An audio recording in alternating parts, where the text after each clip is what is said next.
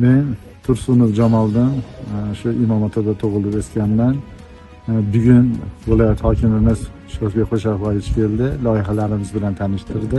Bu loyihalarimiz bu qishlog'imizga turizmni rivojlantirish maqsadida qo'yilgan.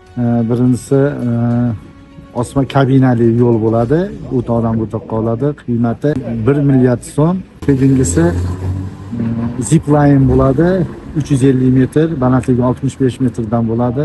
Uchinchisi 10 ta kapsula uylaridan qo'yamiz.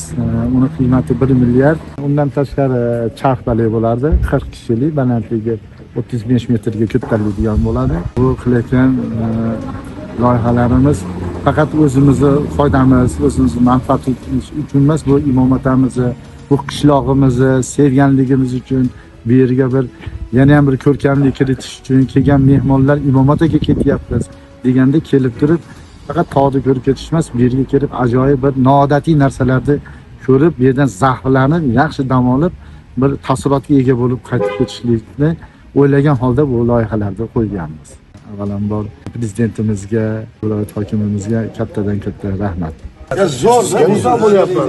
Ming rahmat.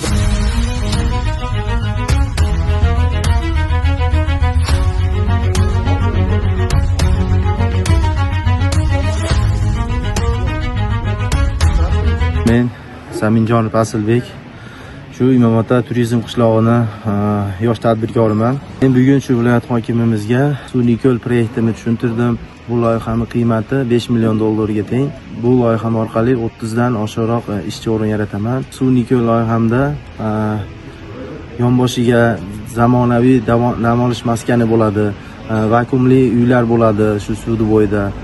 Keyin attraksionlar bo'ladi, shu bambibol o'yinlarim, elektromobillar, havo sharlarini ham shu yerda keng maydon berdi. Mana viloyat hokimimiz avvalambor muhtaram prezidentimizga kattakon rahmat aytamiz.